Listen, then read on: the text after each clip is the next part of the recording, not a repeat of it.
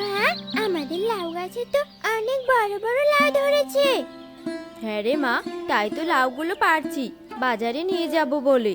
তাই নাকি বাবা? তাহলে কিন্তু এবার আমাকে স্কুলে ভর্তি করিয়ে দেবে বাবা। আমার বন্ধুরা সবাই স্কুলে পড়াশোনা করে, কিন্তু টাকার জন্য আমি পড়াশোনা করতে পারি না। আচ্ছা ঠিক আছে রে মা, তোকে স্কুলে ভর্তি করিয়ে দেব। এখন তুই খেলতে যা। টুনি, আকাশে তো মেঘ করেছে, তাড়াতাড়ি লাউগুলো পেড়ে বাজারে নিয়ে গেলে বাঁচি।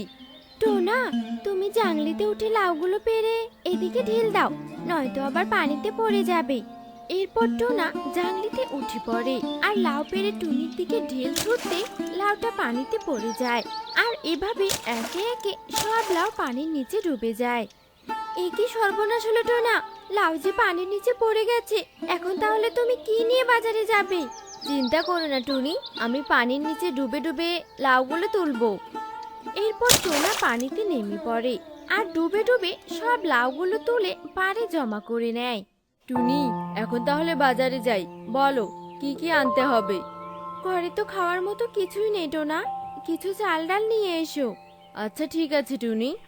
এরপর টোনা লাউ নিয়ে বাজারের উদ্দেশ্যে রওনা দেয়। আর কিছু দূর যেতেই মুষলধারে বৃষ্টি পড়তে থাকে আর টোনা একটি গাছের নিচে দাঁড়িয়ে পড়ে। এই সময় আবার বৃষ্টি শুরু হলো, জানি না এই বৃষ্টি কখন থামবে। একটা ছাতাও নেই যে ছাতা মাথায় দিয়ে বাজারে যাব। আমি বরং এখানে বসে বৃষ্টি থামার অপেক্ষা করি। এসব বলে টোনা গাছের নিচে বসে বৃষ্টি থামার অপেক্ষা করতে থাকে। কিন্তু বৃষ্টি না থামায় টোনা খুব চিন্তিত হয়ে পড়ে। এ কি, বৃষ্টি তো এখনো থামছে না, বাজারে তো যাওয়াই হলো না। এবার বুঝি বাড়িতেও যাওয়া হবে না। ঘরে যে কোনো চাল ডাল নেই, তবে কি আজ আমাদের না খেয়ে থাকতে হবে?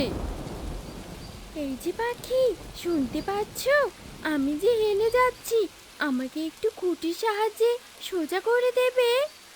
ফুল গাছ, তুমি আমার কথাও বলতে পারো? আচ্ছা ঠিক আছে, আমি এক্ষুনি তোমাকে সোজা করে দিচ্ছি। এরপর ছোট্ট ডালের খুঁটি দিয়ে ফুল গাছকে টোনা সোজা করে দেয়। তোমাকে অনেক ধন্যবাদ পাখি। বলো, তুমি আমার কাছে কি চাও? তুমি আমার কাছে যা চাইবে আমি তোমাকে তাই দেব।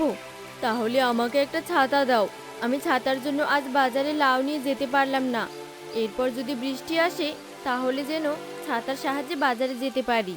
আচ্ছা ঠিক আছে, এই নাও জাদুর ঘাসের ছাতা। এই ছাতা কখনো ভাঙবে না। তুমি ছাতাকে যেখানে নিয়ে যেতে বলবে, ছাতা তোমাকে সেখানেই নিয়ে যাবে। সত্যি বলছো গাছ? তোমাকে অনেক ধন্যবাদ। আজ তো সন্ধ্যা হয়ে গেছে, তাই বাজারে গেলে একটা লাউও বিক্রি হবে না। আমি বরং বাড়িতে যাই। জাদুর ছাতা, আমাকে বাড়িতে নিয়ে চলো। এ কি টোনা, লাউগুলো ফেরত নিয়ে আসলে যে, আর এই ছাতা কোথায় পেলে? তারপর টোনা টুনিকে সব কথা খুলে বলে। আজকে রাতটা আমরা কষ্ট করে থাকি, কাল সকাল হলেই লাউগুলো বাজারে নিয়ে যাব। ঘরে একটু দানা আছে টোনা, ওগুলো টুকি খেয়ে নেবে। আমরা তবু না খেয়ে থাকতে পারবো, কিন্তু টুকি তো অনেক ছোট, ও তো আর না খেয়ে থাকতে পারবে না। এরপর টুনি দানাগুলো টুকিকে খেতে দেয়। এভাবে রাত কেটে সকাল হয়ে যায়। টুনি, আমি তাহলে বাজারে গেলাম। জাদুর ছাতা, আমাকে বাজারে নিয়ে চলো। টোনা এই কথা বলার সাথে সাথে টোনাকে জাদুর ছাতা বাজারে নিয়ে যায়। আর টোনা লাউ বিক্রি করে কিছু বাজার নিয়ে বাড়িতে চলে আসে। টুনি, আমি চলে এসেছি। এই নাও বাজার। জাদুর ফুল ছাতাটা দিয়ে ভালো হয়েছে, খুব তাড়াতাড়ি লাউগুলো বিক্রি করে আসলাম। হ্যাঁ টোনা, ভালোই করেছে। হ্যাঁ টোনা, ভালোই করেছে ফুল গাছ। কাছে আরো কিছু লাউ আছে, তুমি বরং ছাতার সাহায্যে সেই লাউগুলো দূরের বনে গিয়ে বিক্রি করে এসো, তাহলে বেশি টাকা পাওয়া যাবে।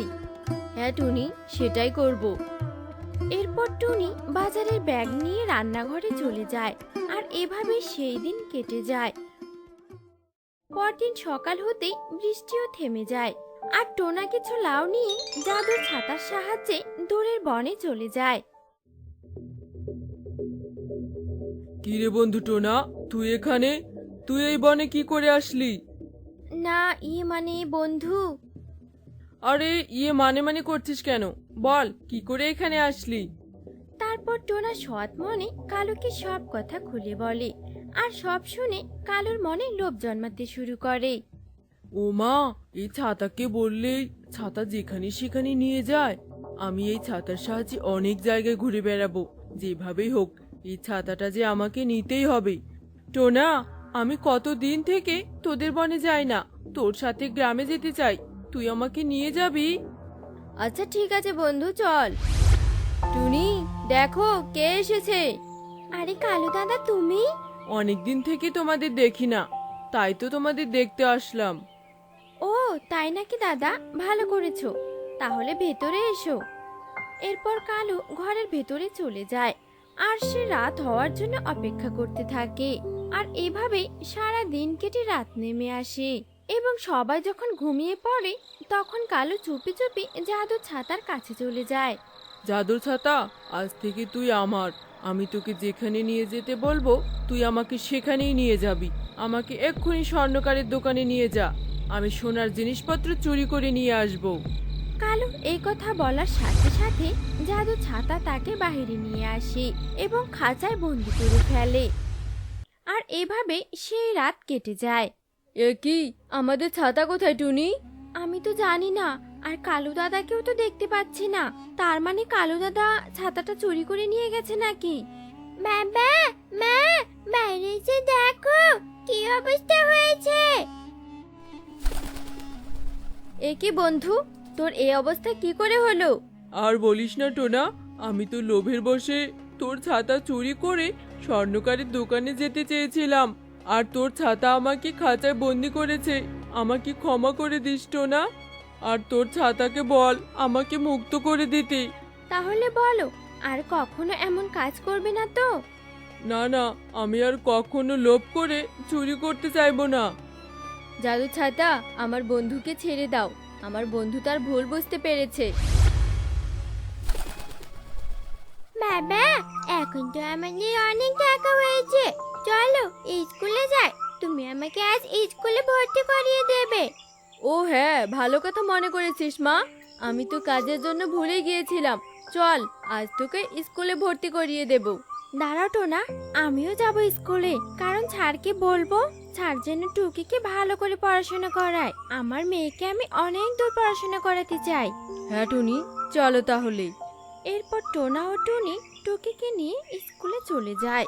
তো বন্ধুরা, এই গল্প থেকে শিখলাম যে লোভের ফল কখনোই ভালো হয় না এবং সততার জয় সব সময় হয়।